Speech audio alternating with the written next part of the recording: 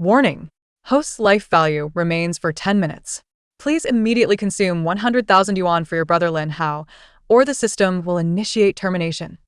As the frigid mechanical voice reverberated in my mind, my inept brother Lin Hao was pointing a finger at my nose, arrogantly shouting, "I don't care. Lin Wan, you must sell the house today to pay off my debts. Otherwise, I'll have them smash everything here." Behind him stood two burly debt collectors adorned with elaborate tattoos, their faces twisted with malice as they scrutinized my modest apartment. And behind the collectors were my parents, who shrank back, unable to meet my gaze, yet desperately signaling me with their eyes to concede. What a ludicrous scene it was. They resembled vultures drawn to the scent of blood, and I was the carcass destined to be devoured. This was the sanctuary I had fought tooth and nail to secure.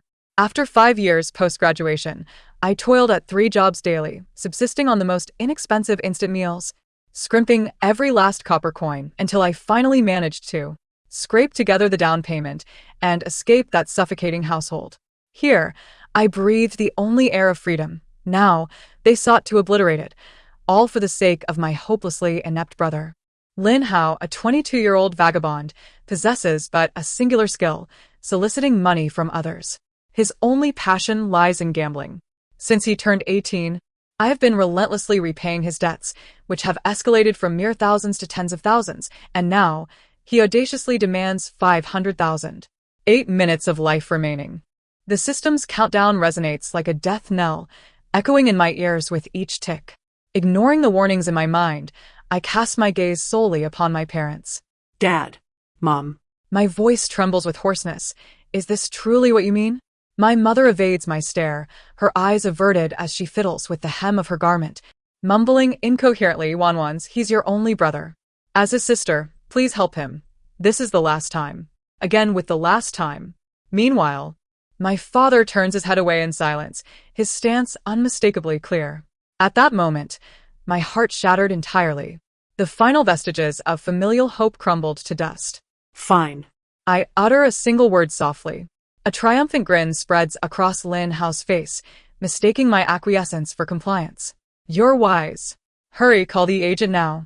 I disregard him, silently retreating into the storage room adjacent to the living room. "What are you doing? Planning to run?" Lin Hao barks, suspicion lacing his voice. I remain silent. The storage room is cluttered with odds and ends. I push aside an old box and discover a metallic baseball bat gleaming coldly in the corner. I had purchased it for self-defense. Gripping it tightly, I step back into the living room. 3 minutes of life remaining. As I emerge wielding the bat, the individuals in the living room are momentarily stunned. Lin Hao's smile falters, contorting into mockery. "What? Wanwan, you intend to strike? Dare to touch me and see what happens." I gaze at his bloated, pallid face, a product of sleepless nights spent on gambling and indulgence, and at his eyes, filled with greed and folly. A profound calm envelopes me. 1 minute of life remaining. Host's life functions are deteriorating. I feel my heart gripped by an unseen hand, breath growing labored. Now is the moment. Without granting him further time to react, I swing my arm vigorously, channeling all my weight into the cold metal, and strike down upon his left knee, where he had been most vociferous. Crack. A sound reminiscent of shattering bones reverberates throughout the living room. Time seems to freeze. Everyone is rendered speechless by this sudden turn of events. In the next heartbeat, Lin Hao's contorted face erupts into a wail akin to that of a slaughtered pig. Ah. My leg! My leg! Wanwan, you lunatic! He collapses to the floor, writhing in agony, cold sweat soaking his clothes. The two debt collectors stand in shock. They have encountered demands for money before, but never for a life. My mother emits a piercing scream, nearly fainting from the horror. My father points at me, his lips trembling, unable to utter a single word. I discard the bat, the metallic clatter echoing with finality.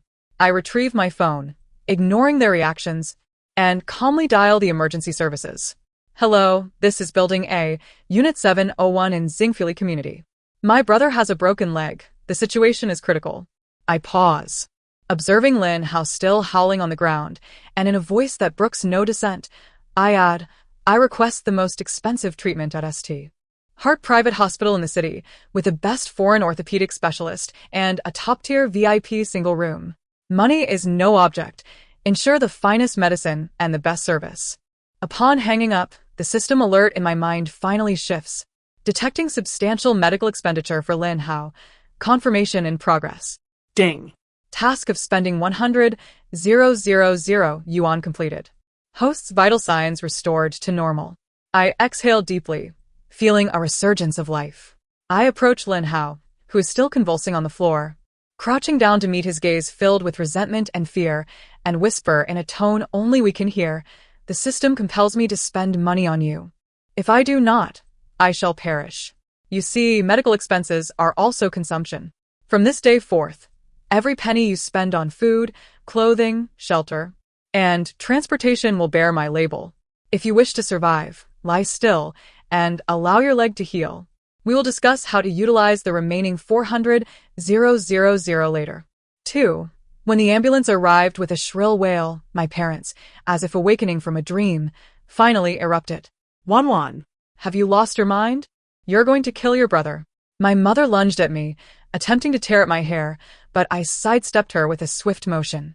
She stumbled, collapsing to the floor, sobbing uncontrollably, pounding her thigh and cursing. How could I have birthed such a venomous daughter? That is your own brother. How could you do this? My father, trembling with rage, pointed a finger at me, his face flushed with indignation. Beast. You are a beast. Hurry and apologize to your brother. Go and apologize to him. The brother he referred to was the two dazed debt collectors. They, too, snapped back to reality, watching as Lin Hao was carried away on a stretcher by medical personnel. One of the lead collectors spat vehemently. Damn it. You've got guts. 50,000. Not a penny less. The monk can run, but the temple cannot. We are watching you. With that, they followed the ambulance, perhaps fearing we might flee. I observed this all with a cool detachment, feeling no turbulence within. Apologize? Why should I apologize? I saved myself and, temporarily, Lin Hao. He now lies en route to the city's most prestigious hospital, about to receive exorbitant medical care that ordinary individuals could only dream of. Is this not a form of karmic reward? Have you cried enough? I look down at my mother, who sits on the ground, throwing a tantrum. Once you've finished, rise and accompany me to the hospital to pay for your precious son. I won't go. I don't want a daughter like you. My mother cries out. Suit yourself.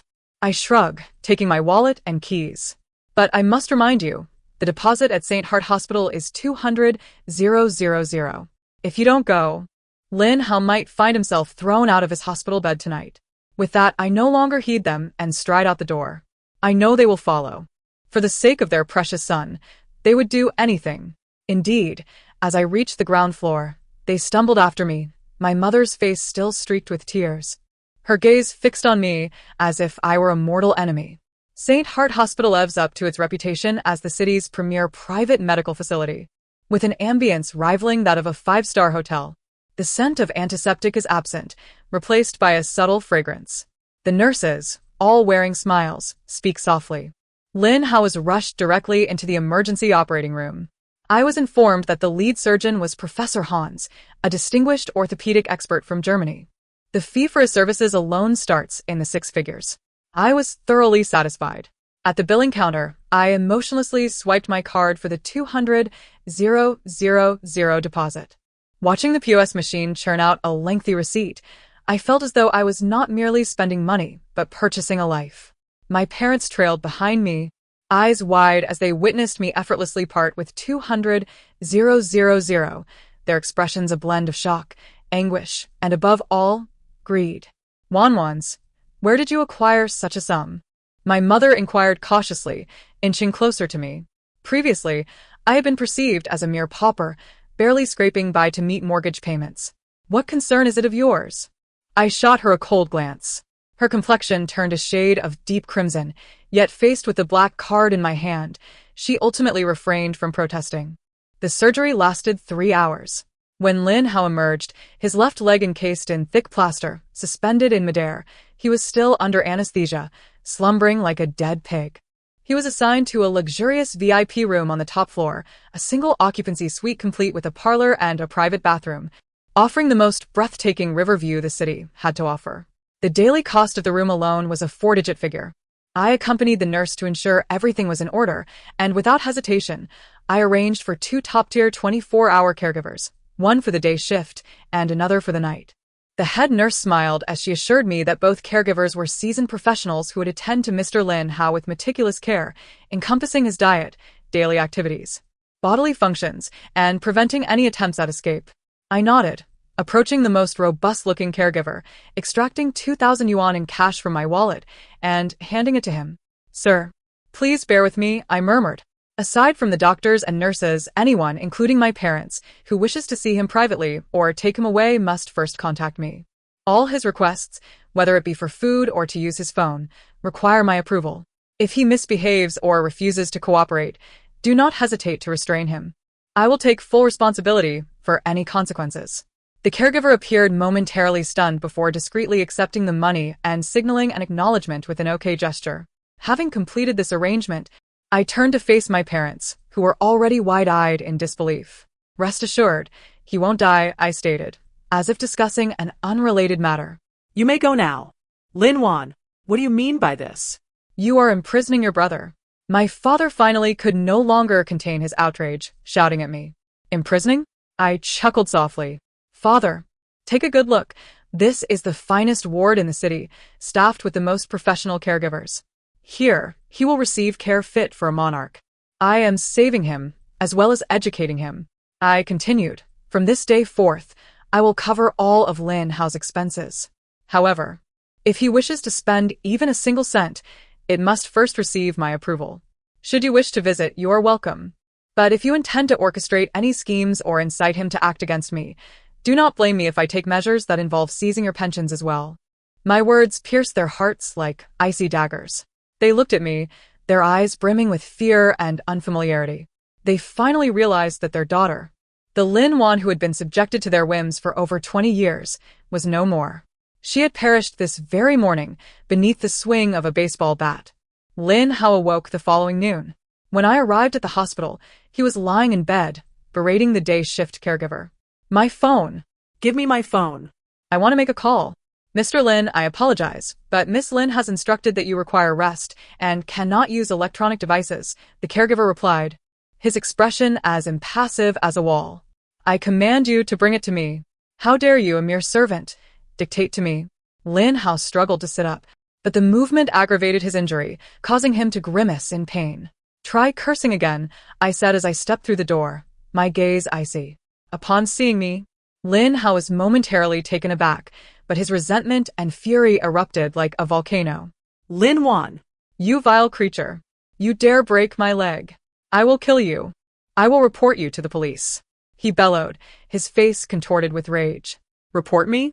I pulled a chair closer and sat down leisurely. "That would be interesting. When the police arrive, how do you plan to explain? Will you tell them you brought 2 thugs to your sister's house to coerce her into selling her home, to pay off your gambling debts, only to be injured in a legitimate act of self-defense? Who do you think they will believe? Who do you think they will arrest?" His curses caught in his throat. Though he was foolish, he was not entirely dim-witted. He understood that escalating this matter to the police would yield no benefit for him. What do you want from me? He inquired, his bravado faltering. "I desire nothing," I said, retrieving an apple from my bag and slowly peeling it with a knife. "I am here to treat you. Look at this splendid environment and the expertise of the doctors. This is all funded by me. Ding. The system has detected that the host is providing high-quality fruit to Brother Lin Hao, increasing task completion rate." The system's notification brought me a sense of delight. "I do not need your insincere kindness. I cannot stand being confined here for a day." Lin Hao shouted in frustration. "That is not up to you," I replied, slicing the apple into bite-sized pieces and offering a piece to him with a toothpick. "Open wide." "I won't eat." He stubbornly turned his head away. "Suit yourself." I withdrew my hand and ate a piece myself. After all, the nutritional meals here were administered via intravenous injection, so he wouldn't starve, his mouth might just feel a bit lonely. As I finished speaking, the nurse entered with a food cart, expertly hanging a bag of yellow nutritional fluid on his arm. Lin Hao watched the bag with a mix of green and pallor on his face. Glancing back at the sweet apple in my hand, I knew that with a spoiled brat like him, a gentle approach was required. I needed to gradually dismantle his willpower psychologically. "Lin Wan, what exactly do you want? What about the 500,000? Those loan sharks will not let me off." He finally broached the serious matter. Rest assured, they will not seek you out for the time being, I said calmly. I have already contacted their leader. I informed him that you are receiving the most expensive treatment here, and your daily expenses are equivalent to several days' worth of their interest. Once your leg is healed, I will repay them in full, with interest. I added, my gaze cold as I smiled. As for how I will recover that sum, it will depend on your behavior. In the days that followed, I ensured that Lin Hao experienced the essence of a gilded cage. He resided in a room that cost a fortune, receiving daily consultations from specialists and enjoying the finest of everything. Yet simultaneously, he lost all semblance of freedom. No phone, no computer, no television. His daily life was meticulously managed by the caregivers. Rise at 8, lunch at noon, rehabilitation training at 3, and lights out at 9. If he wished for a snack, he had to submit a request for my approval. Visits from our parents were permissible, but strictly monitored by the caregivers. My parents came several times, each visit marked by tears and accusations of my being a heartless wretch, attempting to sneak Lin Hao a phone or some cash. Yet, without fail, the caregiver confiscated everything on the spot. After several such encounters, I informed the hospital security that their visitation rights were to be temporarily revoked, citing disruption to the patient's recovery. Lin Hao became a complete island unto himself. His temperament shifted from initial rage and curses to frustration, repression, and ultimately, a suffocating silence following a fit of impotent fury. He began to withdraw, lying in bed all day with a vacant stare fixed on the ceiling. I recognized that the first phase of treatment was beginning to yield results. One day, I arrived for my usual visit. Today's objective was to spend 200,000. I approached directly. His eyes flickered, finally showing some reaction. What do you want? His voice was hoarse and dry. I am hiring a psychologist for you, I smiled. I believe your mental state has been rather poor lately, exhibiting signs of depression. The psychological intervention at Sacred Heart Hospital is renowned across the nation, with each session costing 50,000. You are the one with a problem. I am fine, he retorted, agitated. You are not, I replied, my smile fading as I spoke deliberately. Not only are you unwell, but your condition is severe. This affliction is known as terminal entitlement syndrome. The malignant cells of entitlement have infiltrated your mind and limbs, transforming you into a parasitic leech. But fear not, dear brother, for I have the means. I continued, today, we shall commence by excising your decayed social circle. I will hire a private investigator to track down those so-called friends of yours, those who led you into casinos and lent you money at exorbitant rates. One by one, I will bring them to light. Then, I will use this 200,000 to deliver them a parting gift. I watched as his eyes widened in terror, satisfied with the effect of my words. A farewell gift that will ensure they never dare to show their faces before you again. The private investigator I hired was remarkably efficient. Within a mere 24 hours, a comprehensive dossier materialized in my inbox. It meticulously catalogued Lin Hao's social circle over the past few years, comprising a cadre of societal drifters, with a certain gambling intermediary known as Brother Leopard at the helm. This Brother Leopard had, step by step, lured Lin Hao from a petty thief into a gambler ensnared by a debt of 500,000. The dossier even contained evidence of their elaborate schemes to exploit Lin Hao's naivety for monetary gain. As I perused the documents, my gaze grew increasingly icy. I had once perceived Lin Hao as merely foolish. However, it now appeared that he was simultaneously foolish, malevolent, and blind. I refrained from confronting these individuals immediately. When dealing with ruffians, employing their own tactics proves most efficacious. I reached out to the head of a debt collection agency, a man known as Brother Long, the very same who had previously dispatched 2 tattooed thugs to my residence. I arranged to meet him at an upscale tea house. Upon his arrival, he was accompanied solely by a driver, clad in an unbranded traditional Chinese jacket and casually twirling a gleaming string of walnuts in his hands, exuding an air of a cultured businessman. Yet, the malice lurking in his eyes was unmistakable. Miss Lin, truly remarkable for one so young, he greeted, his voice resonating. Brother Long, you flatter me. Let us dispense with pleasantries, I replied, pouring him a cup of tea. To the point, my brother Lin Hao owes you 500,000, which I shall repay. However, not at this moment. Oh? He raised an eyebrow. Is Miss Lin attempting to default? Not at all, I shook my head. I wish to discuss a far more significant venture with you. I slid the dossier provided by the private investigator across the table toward him. My brother is somewhat dim-witted and often falls prey to exploitation. This 500,000 debt is a direct result of that. Brother Long began to sift through the pages, his expression remaining inscrutable, though the movement of his walnut-twirling hand noticeably slowed. This Brother Leopard, is he one of your competitors?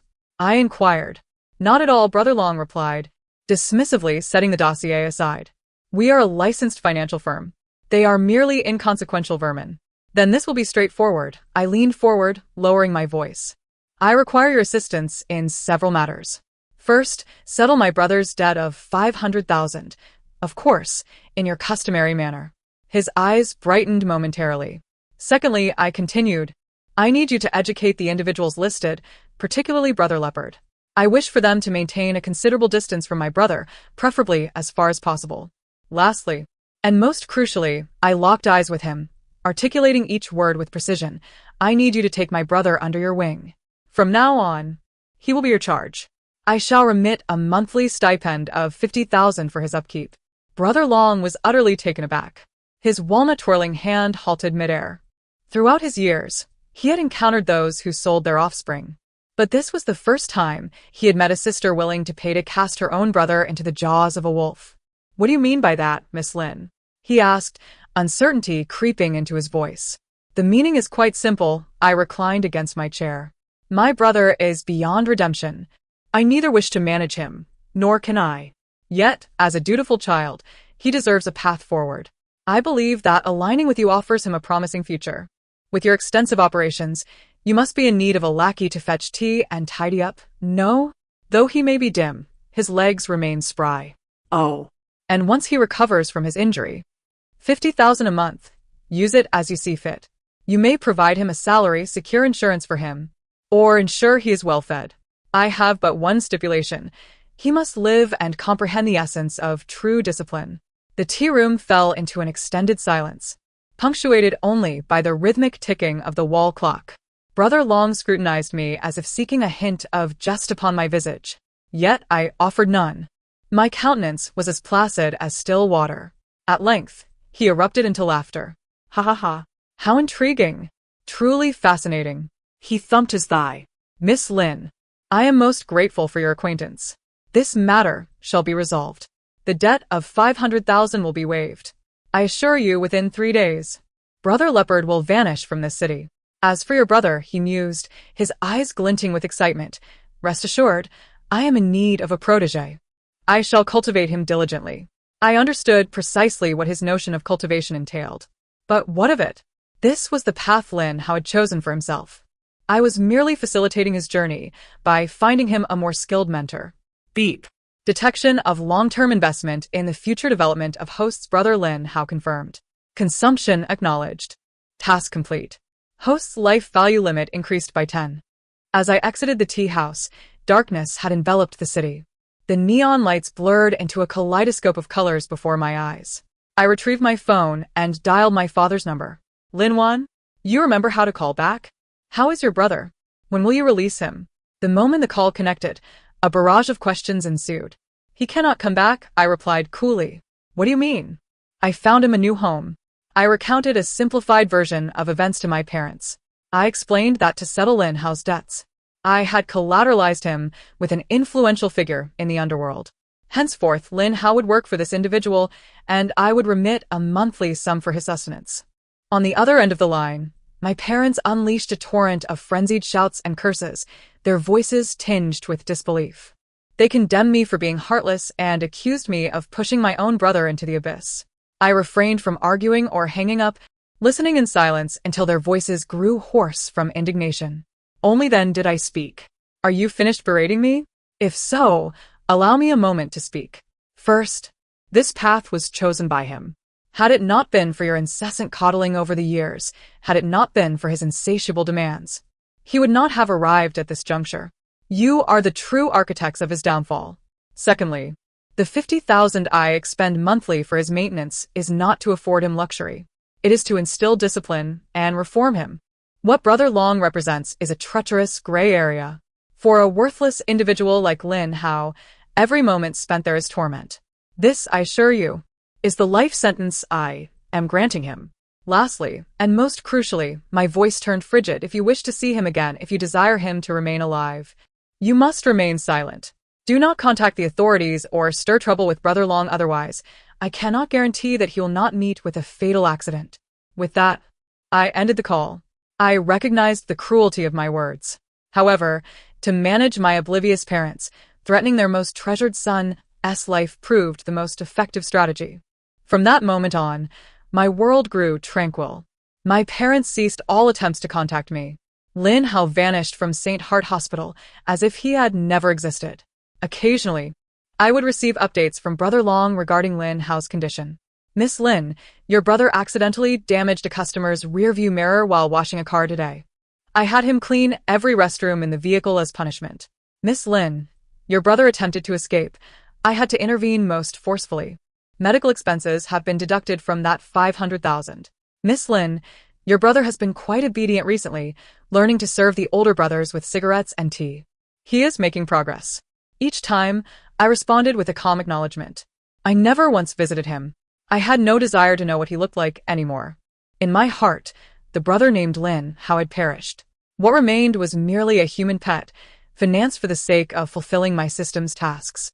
Meanwhile, I seized this rare tranquility to begin sculpting my own life. The daily monetary demands of the system continued to escalate. From the initial sums of 100,000 and 200,000, escalating to later amounts of 500,000 and 1 million. Merely providing Lin Hao with child support has gradually become insufficient. I needed to discover a new, more efficient means of expenditure. Thus, I turned my gaze towards the realm of commerce.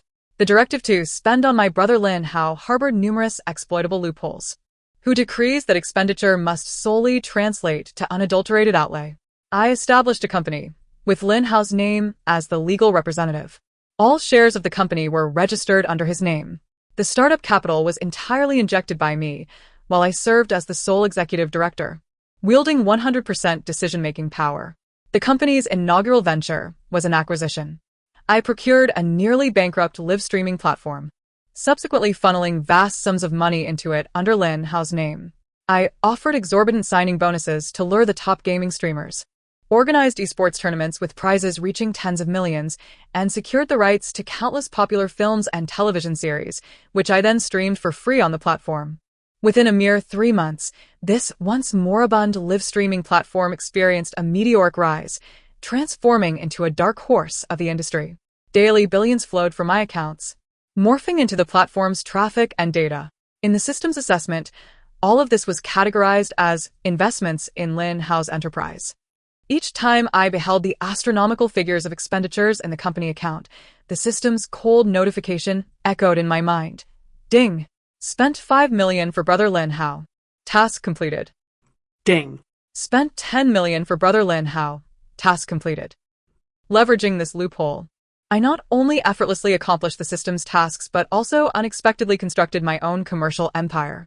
I was no longer the white-collar worker residing in a modest apartment, fretting over daily survival. I emerged as the enigmatic and lavishly generous General Lin within the capital sphere. No one knew the origins of my wealth. They only discerned that my vast entertainment enterprise was a gift to my beloved brother Lin Hao.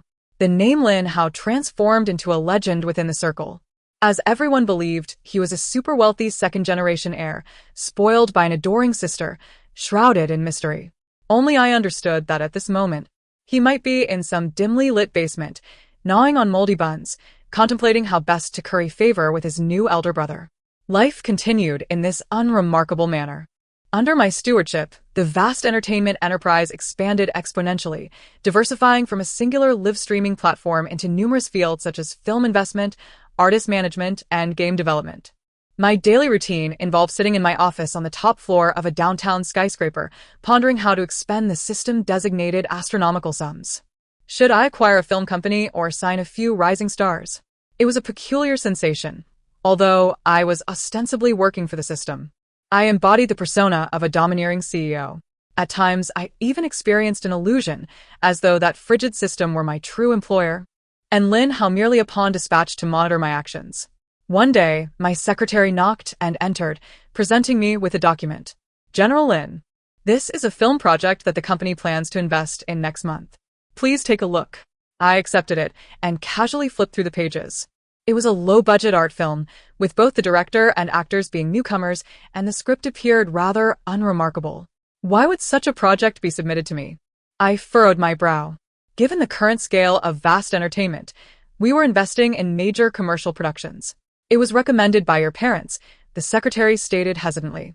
They said the producer of this film is your distant uncle. My hand froze. Parents. Those two words had not graced my ears in a long time. Ever since I sent Lin Hao away, they had vanished from my life, never reaching out again. I had thought they had completely given up on me. Yet, unexpectedly, they were still scheming, attempting to reap benefits from me in a different guise. Not seeing them, I declared, tossing the document back onto the table. I have no time. However, they were already downstairs, the secretary quietly informed me, adding that they had brought many people along, claiming to be my relatives, brandishing a banner stating that if I did not meet them, they would. What? Jump from the building? I laughed in anger. Truly remarkable. My parents never failed to astonish me with their audacity. I rose from my seat and walked to the massive floor-to-ceiling window. Indeed, a crowd had gathered in the plaza below the office building. They held a white banner, emblazoned with glaring red characters. Heartless CEO Lin Wan forces her biological parents to death. This is intolerable. A considerable number of onlookers had assembled, and even journalists seemed to be snapping photos. General Lin, should we call security? My secretary asked nervously.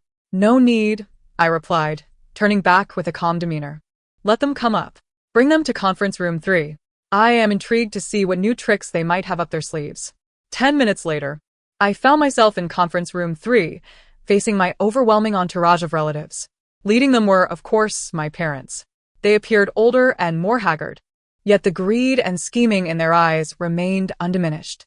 Behind them trailed a throng of distant cousins, whom I had only seen during the New Year festivities. At that moment, each bore a countenance filled with the solemnity of advocating for the people and the indignation of injustice. Lin Wan. You unfilial daughter. You still know to come out and see us. My mother immediately launched into wails upon seeing me. Your brother has suffered so terribly because of you. Now that you have become successful and a big boss, you no longer acknowledge us, your impoverished relatives, do you? My father chimed in with accusations. Everyone, let us discuss this in another place, I interjected, disregarding their complaints, instead donning a warm commercial smile for my relatives. I led them to the company cafeteria. It was lunchtime, and the cafeteria buzzed with activity. I instructed the kitchen to prepare the most lavish buffet and then addressed my relatives, esteemed elders. Thank you for making the long journey. Please enjoy your meal, and once you are satisfied, we can discuss matters at length. The relatives, who had initially been so indignant, were taken aback by the sumptuous spread before them. Having never encountered such a display, they promptly cast aside their grievances and rushed forward to indulge. My parents were equally bewildered, standing in place, unsure of how to react. I approached them with a glass of red wine in hand. Didn't he want me to invest? I shook the glass. That's fine, but I have conditions. What conditions? My father asked warily. Very simple. I indicated toward the employees in the cafeteria, relishing their meals. Do you see them? They are my employees, the foundation of my enterprise. And you, I shifted my gaze. My expression turning frigid, are merely parasites seeking to benefit from me. Thus, my condition was articulated clearly. From today onward, you and those you brought along shall work in my company. I will offer you the highest salaries in the city, along with the best benefits. However, you must earn them through your labor. You may choose any position, cleaning toilets, washing dishes, serving as security, or working at the front desk. Whenever you manage to earn enough through your own efforts to cover the investment for that film, I will invest in you. Otherwise, you shall remain here as lifelong janitors. Ding. The host has been detected to provide a multitude of employment opportunities for relatives, thereby improving their livelihoods, which falls under the broader category of supporting family. Judgment passed. I gazed at the instant pallor that washed over my parents' faces and smiled. You wish to obtain money from me? Very well. Exchange it with your dignity and sweat. My parents and those relatives ultimately dared not accept my job offer. They indulged in a sumptuous meal at the company cafeteria and then slinked away in defeat. The banner hanging downstairs soon became a subject of jest in the city's financial section the following day. How Han Entertainment's CEO deftly resolves a familial crisis with a buffet meal. I became known as the composed, astute, and somewhat scheming businesswoman in the eyes of others. Yet, none were aware that I was merely fulfilling the familial assignment set by the system in a more sophisticated manner. This incident served as a wake-up call. Although I had sent Lin Hao away, the ties with my original family could not be entirely severed. As long as I continued to spend, they would pounce upon me like cats scenting blood, time and again. It was futile to block them. The only solution was to divert them. I needed to find them something to occupy their time, so they would lack the energy to pester me. Thus, I established the Lin Family Charity Fund in Lin Hao's name. The foundation's purpose was to assist all distant relatives bearing the Lin surname. Wishing to start a business? The foundation offers you interest-free loans. Aspiring to pursue education? The foundation covers all your tuition and living expenses. Falling ill? The foundation connects you with the finest hospitals and doctors. The sole condition was that all beneficiaries must sign an agreement. The content of the agreement was straightforward. Upon receiving the funds, they must sever all private ties with Lin Wan and Lin Wan's parents. Henceforth, our relationship would be strictly that of benefactor and beneficiary, devoid of any further familial demands. This strategy proved remarkably effective. My impoverished relatives, caught between the intangible bonds of kinship and the tangible allure of money, unhesitatingly chose the latter. They lined up at the foundation to collect their funds, contentedly signing the severance agreement, thus disappearing entirely from my world. My parents were appointed as the honorary presidents of this foundation. Their daily tasks consisted of sitting in an opulent office, welcoming relatives who came to collect money, basking in their praises, and relishing the vanity of being lauded. I granted them unparalleled prestige, while stripping them of all substance. They could no longer wield familial ties as leverage against me, for I had effectively purchased this cheap affection with money. Ding. The host has resolved the troubles of the original family by establishing a charity fund, creating a serene environment for Lin Hao's growth. Consumption judgment passed. I found a certain irony in this system notification. A tranquil environment for Lin Hao's growth? At this very moment, he was likely undergoing an indoctrination of rules in some dark corner under the tutelage of Long Ge. Yet, perhaps this was for the best. One physically transformed, a group psychologically restrained. My world had finally achieved a profound tranquility. I could now devote all my energy to my career, or rather, to this ceaseless game of consumption with the system. The expansion of How Han Entertainment was meteoric. The films we invested in became annual box office champions.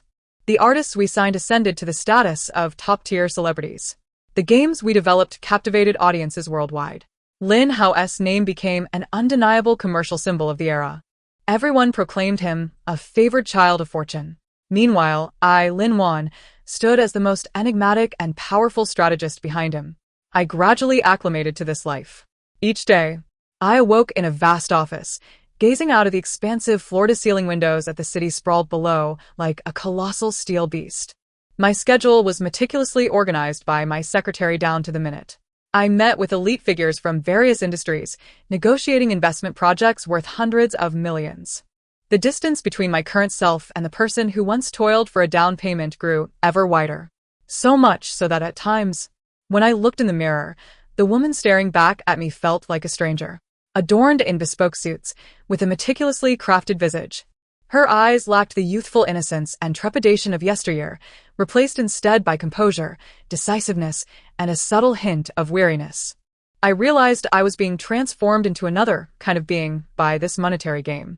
I had secured my survival, yet it seemed I was gradually losing my soul. Until one day, I received an unexpected call from Long Ge. His voice, for the first time, carried a note of gravity. "Miss Lin, there has been an incident. Your brother has killed someone." My mind momentarily went blank. Killed someone? Lin Hao? That worthless wretch who only dared to boast in front of me and would tremble at the sight of a collector? What on earth happened? I forced myself to regain composure, though my voice still trembled slightly. He had a conflict with a lackey over a trivial matter and resorted to a knife.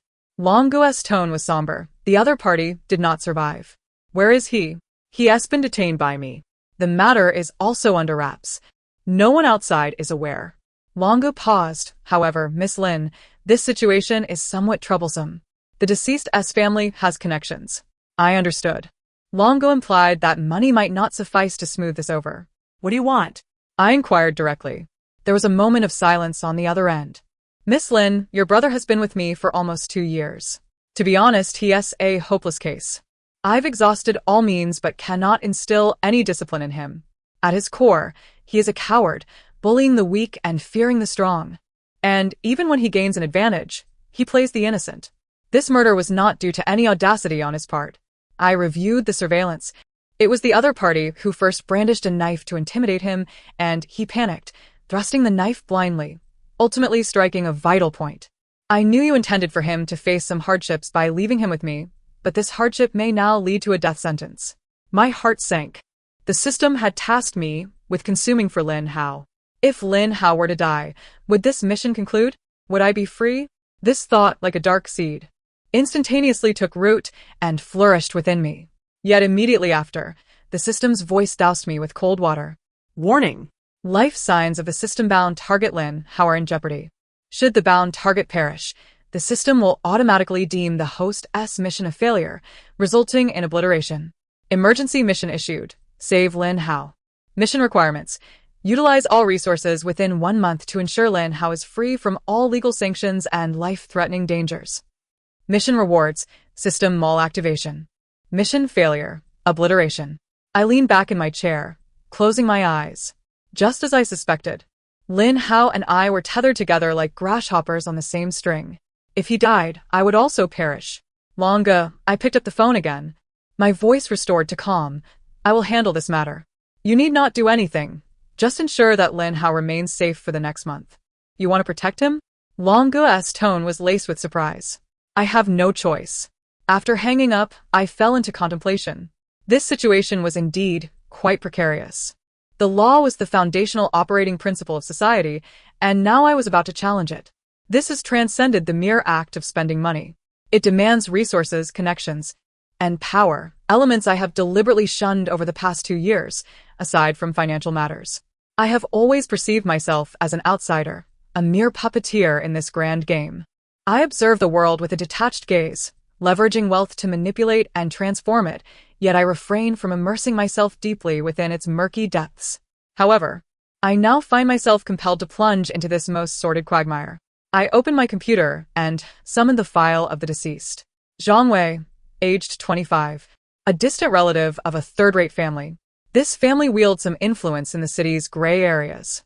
The trouble does not lie with the family itself, but rather with their apparent connections to a certain formidable individual whom I cannot afford to offend.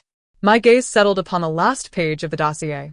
The deceased's aunt is the mistress of a significant figure in the city. I rubbed my temples, feeling a wave of headache wash over me. It seems that I am indeed about to engage in a grand game of strategy. I dialed my secretary's internal line. Arrange a meeting with someone for me. Who? Our company's foremost legal advisor, the man heralded as the undefeated legend of the legal realm. Lawyer Gu? My secretary's voice trembled slightly. Yes. However, Lin. He is semi-retired and rarely takes on cases. Moreover, his legal fees are exorbitant. I am aware. I gazed out the window at the city's nocturnal scenery, resembling a vast, twinkling web. Inform him that money is not an issue. I request that he take on a case that is destined to fail. I want him to employ every legal means at his disposal to secure my brother's incarceration. When Guyen entered my office, I was savoring a cup of Kopi Luwak. He appeared younger than I had anticipated, perhaps in his mid-30s, donning a well-tailored gray suit. Behind his gold-rimmed glasses, his eyes gleamed with the sharpness of a hawk. He is Guyen, a legendary lawyer who has achieved an impeccable record of 300 victories over the past decade.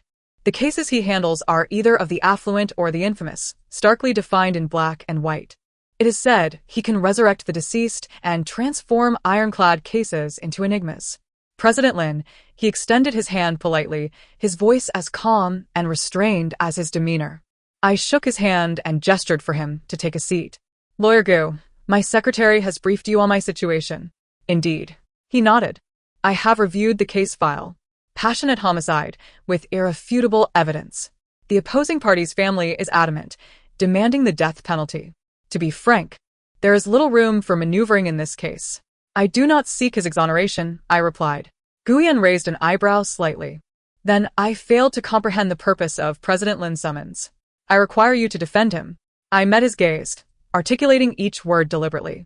I want you to employ your entire legal acumen, utilizing all permissible avenues within the law to ensure his imprisonment. The professional smile faded from Gu Yan's face. He adjusted his glasses, and for the first time, genuine curiosity and scrutiny flickered in his eyes. Ms. Lin, are you certain you have not misspoken? He inquired. You are paying me a king's ransom, not to save him, but to ensure he is incarcerated? Correct? I affirmed with a nod, but not with a death sentence. I want him to live, to receive a prison term that is neither too long nor too short. For instance, 10 years? Guyen contemplated in silence. He is an astute individual. He immediately grasped my intent. A death sentence would benefit me not. Should Lin Hao die, the system would obliterate me. An acquittal is equally out of the question. It would infuriate the powerful forces behind the deceased's family, inviting unending retribution. Thus, the optimal outcome would be for him to reside securely within a state-protected environment, biding his time. Prison? What could be safer than that? President Lin, your proposition is audacious. After a prolonged pause, Guyen finally spoke. However, the execution is fraught with challenges. What are the challenges? The crux lies in persuading the judge and jury. Given the overwhelming evidence and the formidable background of the opposing party, any plea for leniency may be construed as a provocation of the law. Guyen articulated. We require a compelling rationale that would convince all parties to consider a reduced sentence. What sort of rationale? I inquired. For instance, Guyen's eyes flickered momentarily. To establish that he was in a state of mental instability at the time of the crime. Or to prove that he is a long-suffering victim of psychological abuse. My heart raced. I stared at Guyen, who was also gazing back at me. We both discerned a mutual understanding in each other's eyes. Are you suggesting? What I am suggesting, Ms. Lin, Guyen's lips curled into a knowing smile, is that over the next month, I may need to conduct frequent interviews with you and your family. I require an in-depth understanding of the poignant bond shared between you and your brother. I comprehended. Guyen's task was not merely legal defense, it was the crafting of a narrative. He intended to portray me as a pitiable sister, long subjugated, extorted, and even mentally dominated by my brother. Lin Hao's act of murder would then be framed as the culmination of his long-standing violent tendencies and psychological issues, exploding under specific circumstances. Thus, I would transition from a cold-hearted sister to a victim's relative, while Lin Hao would morph from an irredeemable gambler into a sympathetic mental health patient. This game is indeed played in the dirtiest of ways, yet I find it exhilarating. Beep. The host has engaged a premier legal team to save her brother Lin Hao. Expenditure approved. Beep. The host has devised a new public relations strategy for her brother Lin Hao's case. In the ensuing month, I became Guyen's exclusive client. We spent nearly every day together. He assumed the role of a masterful psychologist, guiding me to recollect the myriad moments from my childhood with Lin Hao. Those deliberately forgotten memories, fraught with favoritism, demands, and injustices, were meticulously unearthed, recorded, and refined into poignant narratives by his prodigious linguistic prowess. Simultaneously, I too contributed to this legal battle in my own manner. I harnessed the extensive media resources of Haohan Entertainment to generate buzz for the impending trial. A post titled "The Life Ruined by the Sister-Saving Demon," a sister's heart-wrenching accusation, went viral across major social platforms. In the first person, it recounted how a sister was transformed from an innocent girl into a heartless career woman by a bloodthirsty brother and a family that favored sons. The protagonist was unnamed, yet every detail pointed unmistakably to Lin Hao and myself. The public outcry was immediate. Public opinion is a double-edged sword. It can elevate an individual or bring about their downfall. I intend to wield this sword to carve out a path for Lin Hao. Under my direction, the post was disseminated by countless marketing accounts and bots, swiftly ascending the trending charts. Tags such as "the sister-saving demon" and "the pain of original families" ignited discussions across the internet. Numerous girls with similar experiences poured their hearts out in the comment section. I, Lin Wan, became their voice, my narrative serving as an outlet for their emotional turmoil. Naturally, many questioned and condemned the narrative. alleging it to be mere publicity for Houhan Entertainment's upcoming film. To this, I offered no response. On the eve of the trial, I granted an exclusive interview to a mainstream financial media outlet. Before the camera, I donned a simple black dress, devoid of makeup, my complexion pale and my eyes weary. I refrained from discussing my company or my career. Instead, I slowly recounted the day I broke Lin Hao's leg, when he, accompanied by others, forced me to sell my only sanctuary. My mind went blank. All I knew was that if I did not resist, they would devour me, skin and bones, leaving nothing behind. The baseball bat struck his leg, but it also struck my own heart. I shattered not only his leg but also the last vestige of illusion that connected me to that family.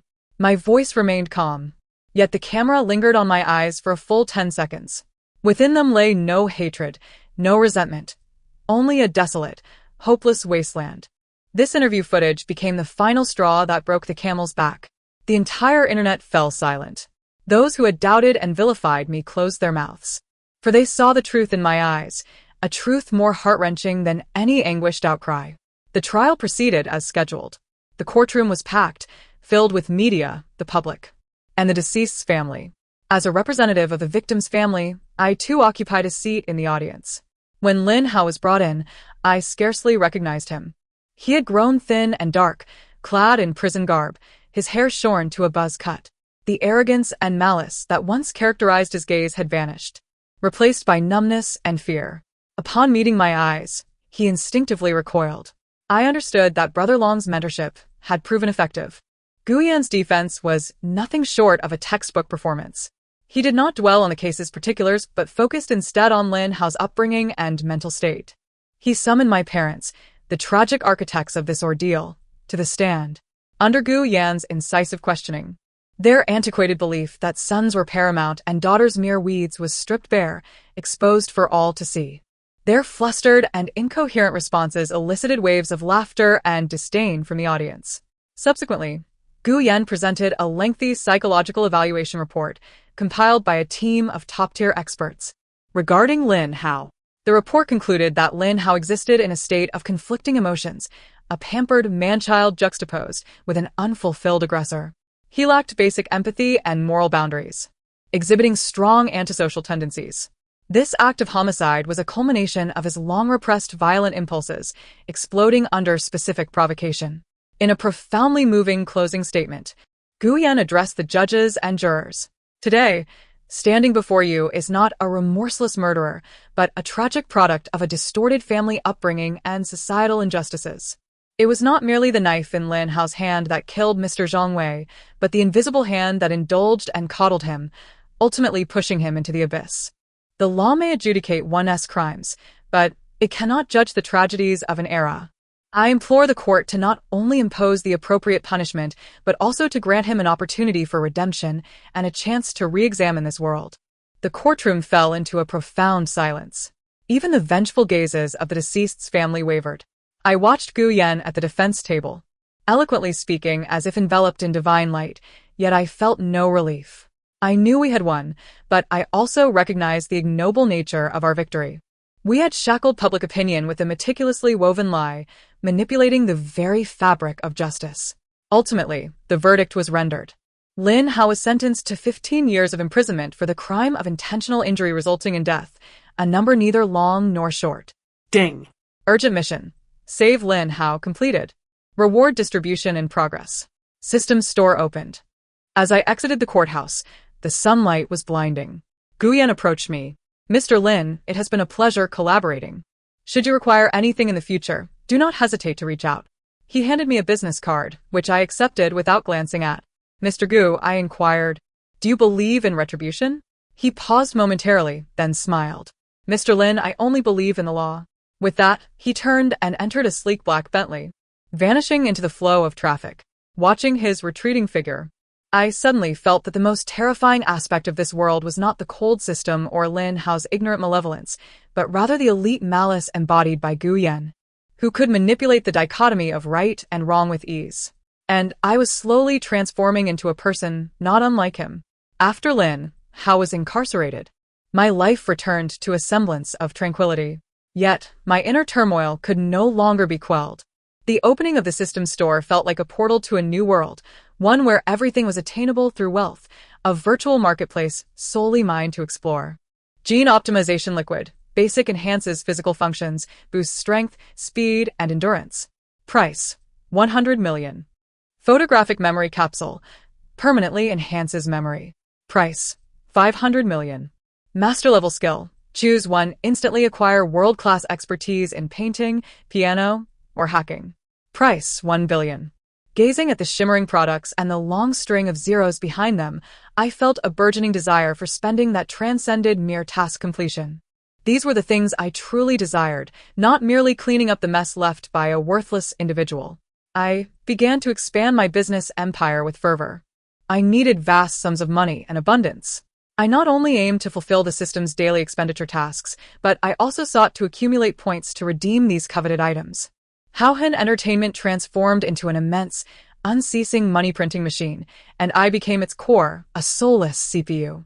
I engaged in acquisitions, mergers, investments, and public offerings. My name became synonymous with financial news, and my wealth ballooned to a terrifying figure beyond my own estimation. I also redeemed my first item, Gene Optimization Liquid, Basic. As I consumed the vial exuding a blue glow, I felt a warm, powerful force coursing through my limbs. My body underwent a dramatic transformation overnight. My energy became boundless. I could work for 72 hours straight without a hint of fatigue. My strength and speed surpassed those of professional athletes, and my senses sharpened to an extraordinary degree. I could hear the sound of a needle falling from 100 meters away. I was evolving towards something superhuman. This evolution brought me immense pleasure and a sense of security, yet it also ushered in a deeper loneliness. Standing atop the world, I looked down upon the masses, only to find myself utterly alone. No friends, no lovers, no family. My parents had severed all ties with me following the conclusion of Lin Hao's case. I have heard that they have relocated to a small town where no one knows them, living a life of seclusion sustained by a pension I provided for them. They, perhaps, harbor resentment towards me. And fear as well. This is for the best. Without ties, I can move more swiftly. Until that day, when I received a letter from prison. It was penned by Lin Hao. His handwriting was crooked, reminiscent of that of a primary school child. The content of the letter was simple. He mentioned that his birthday was approaching. He desired nothing but to see me. He claimed he had something very important to convey to me. I gazed at the letter, lost in silence for a long time. I was uncertain whether I should go. I could not fathom what Lin Hao, who had been nurtured by Long Go and had undergone 3 years of reformation in prison, had become. Even less did I know what he wished to tell me. Was it a belated confession? Or perhaps a deeper, more sinister scheme? Ultimately, I decided to meet Lin Hao. Not for any other reason, but because the system had issued a new task. Triggering special task, family bonds. Task requirement: fulfill Lin Hao's birthday wish and engage in a face-to-face conversation with him. Task reward: unlock level 2 permissions of the system. Again, this inescapable, overt ploy. I boarded a private plane and arrived at the high-security prison located in the northwestern Gobi Desert where Lin Hao was serving his sentence. The environment here was somewhat better than I had envisioned. Clean, orderly, yet suffocatingly lifeless. Accompanied by the warden, I entered the visitation room. Through a thick layer of bulletproof glass, I saw Lin Hao. He was clad in a blue and white prison uniform, seated across from me. He had indeed changed significantly. His skin was tanned, and his gaze, once muddled and arrogant, now bore a depth and tranquility I could not comprehend. There were new scars on his hands and face, indicating that the past 2 years had not been easy for him.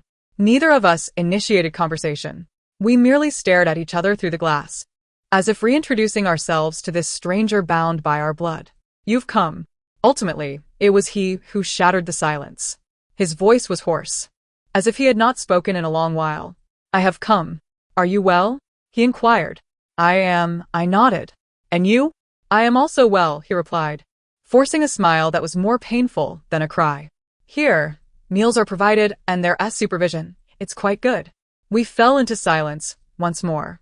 This polite yet distant exchange felt absurd to me. You called me here just to ask that? I questioned. No, he shook his head. He lifted his gaze. For the first time meeting my eyes directly, there was no fear or resentment in his expression, only a solemnity I had never witnessed in him before.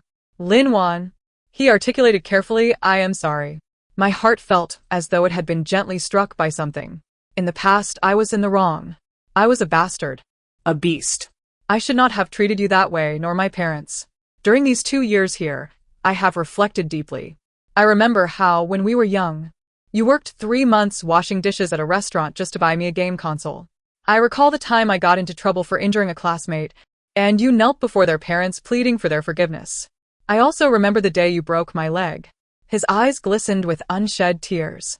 That day, you were absolutely right to do so. Had it not been for that blow, I might have perished in some nameless casino long ago. You woke me up. He took a deep breath and slowly bowed deeply before me. Thank you, sister. I looked at him, this nominal brother of mine, my heart a tumult of emotions. I could not determine the truth of his words. I was uncertain if this was a genuine confession or yet another elaborate performance.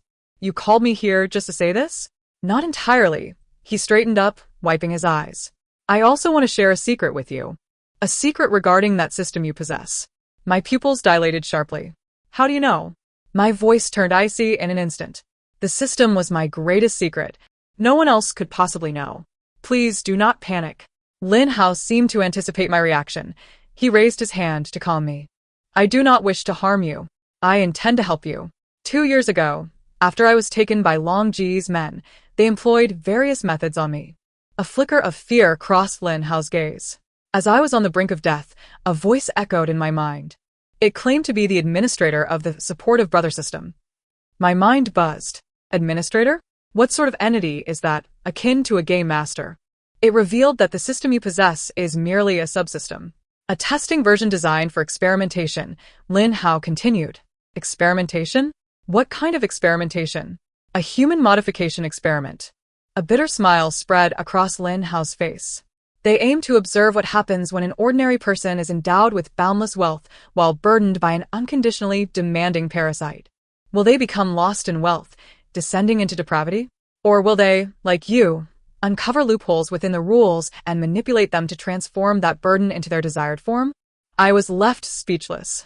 I had never contemplated that the system which tormented me for over 2 years had such a purpose behind it. What else did the administrator say? I pressed. It stated that your performance has been exceptional, far surpassing their expectations, Lin Hao replied. You not only resisted the system's madness, but you also built a vast commercial empire. You even began to utilize the system's rewards to modify your own body. You are the most successful and the most dangerous among all test subjects. Lin Hao's expression grew grave. Therefore, they are preparing to conclude this experiment prematurely. What does that mean? My heart raced. It means they will reclaim you.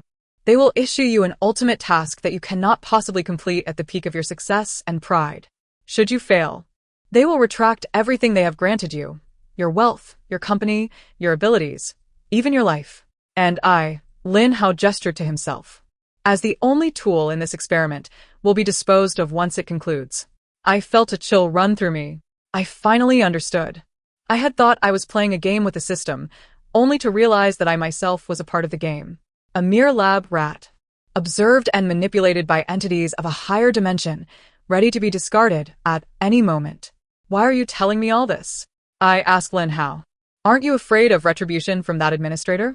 I am afraid. Of course I am, Lin Hao chuckled, a smile imbued with a courage and fearlessness I had never seen before. But sister, these past 2 years, though I have lived like a dog, I have also come to understand. I owe you far too much, more than I could ever repay in this lifetime. You gave me this life. Now it is time for me to do something for you.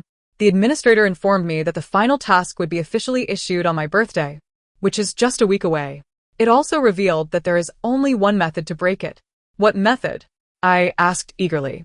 Lin Hao gazed at me, his eyes softening with an unparalleled tenderness. He uttered his desire to escape the fate of being a burden to his sister. The sole solution lay in ensuring that there were no more brothers in this world. On the journey back from prison, my mind was a tempest of confusion. Lin Hao's words detonated like a bomb, obliterating the worldview I had painstakingly constructed over the past 2 years. To ensure that there are no more brothers in this world. What could this phrase possibly mean?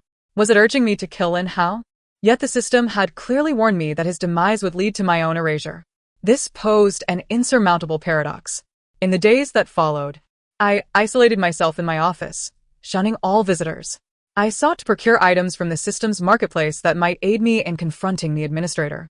However, my efforts yielded nothing but disappointment.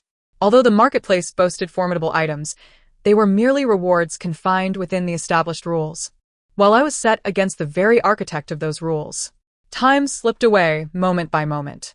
Only one day remained until Lin Hao's birthday, and I had yet to discover any means of escape. Was I truly destined to await my fate? No. I, Lin Wan, have never been one to submit passively. Even in the face of death, I would drag the lofty administrator down with me. That night, I made a reckless decision. I reached out to Gu Yan, requesting him to draft a contract. What kind of contract? A share transfer agreement. I declared my intention to unconditionally transfer 100 of my shares in Haohan Entertainment to one individual. Who? Lin Hao.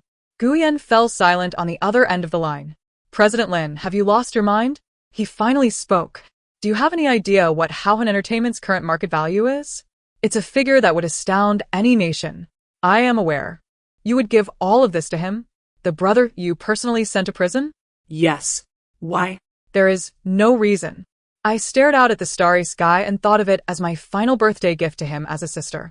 Gu Yan ceased to dissuade me. He simply expedited the necessary procedures with remarkable efficiency. The following day, on Lin Hao's birthday, news erupted across the global financial markets. Mysterious business magnate Lin Wan announces retirement, bestowing all assets to her brother Lin Hao. The world went into a frenzy. Countless journalists swarmed outside my company, clamoring for interviews. Numerous business associates inundated my phone, eager to verify the truth of the announcement. I paid them no mind. I merely sat quietly in my office, awaiting the final judgment. At noon, the system's cold voice resonated in my mind as scheduled. Final task officially released. Task name, severing the bloodline. Task requirement, please, host, personally kill Lin Hao. Task deadline, 24 hours. Task failure, erasure. It had arrived. Indeed, the fatal task had come. I laughed, tears streaming down my face. I retrieved my phone and dialed the prison, a number I had only called once before. Please, relay a message to Lin Hao. Wish him a happy birthday. Also inform him that the gift I have bestowed is sufficient to ensure he remains imprisoned for life. This way, he would eternally be the safest of all. After hanging up, I stood and walked to the floor-to-ceiling window. I gazed at the business empire I had built with my own hands. Farewell, my world. Task failure countdown. 10, 9, 8. I closed my eyes, awaiting the arrival of death. 3, 2, 1. Ding. Detected that host Lin Wan has transferred all assets to Lin Hao. Lin Hao's current assets have surpassed the system's established threshold. Judgment in progress. Judgment result. Lin Hao no longer meets the definition of a supported individual. He has become the new supporter. System binding relationship dissolved. Brotherly support system is now seeking a new host. Search successful. New host bound. Lin Hao. Matching new supported individual for the new host. Matching successful. Hello, new host Lin Hao. I am the brotherly support system. Please spend 100 billion to benefit your sister Lin Wan within 24 hours. Otherwise, erasure. I abruptly opened my eyes. I was still alive. My body had not been dismantled into data. My abilities remained intact. I looked outside. The sun continued to shine upon the city. Everything had remained unchanged, except for the cold system that had entangled me for over 2 years. It had vanished. In its place was an unprecedented sense of ease and freedom. I was truly free. I observed my reflection in the glass window. The woman staring back no longer bore the signs of exhaustion and numbness. Instead, there was a radiant glow of rebirth. I had won my gamble. I had wagered against the malevolent whims of the rule-making administrator conducting human experiments. I transformed Lin Hao from a burden into a capitalist wealthier than I. Thus, according to the logic of this game, the dynamic of power between us had reversed. I was no longer the supporter. I had become the one in need of support. Lin Hao had taken up the baton, becoming the new unfortunate soul. This was what Lin Hao had referred to as the only means of breaking the cycle. to ensure that there are no more brothers in this world. Not through physical annihilation, but by transcending him in status, transforming him from a brother in need of support into one who must support his sister. This was the most exquisite counterattack against this wretched system. I laughed, a genuine, heartfelt laugh. I envisioned Lin Hao's expression upon hearing the new system notification in prison. It must have been extraordinary. 100 billion. 24 hours. A prisoner sentenced to 15 years. Who required permission even to use the restroom. This was a truly insurmountable task. However, that was no longer my concern. My war had come to an end, while his atonement was just beginning. I picked up my phone and called my secretary. Book me a flight to the Maldives. Now, immediately. I would leave all company matters to the new President Lin to handle. After hanging up, I discarded my phone into the trash. I shed my expensive haute couture suit in favor of the simplest white t-shirt and jeans. I stepped out of the office that had both nurtured and imprisoned me for over 2 years. The sunlight enveloped me, warm and inviting. I squinted at the bustling world below that awaited me. I knew that from this day forward, I would no longer be Lin Wan, controlled by the system. I would simply be Lin Wan, a singular individual, at long last, capable of living for oneself. As for that dear brother of mine, who resides far beyond the horizon, I wish him fortuitous endeavors. After all, what is owed to me must eventually be repaid. Is it not so? The end of the narrative. Thank you for your attention. And until we meet again in the next tale.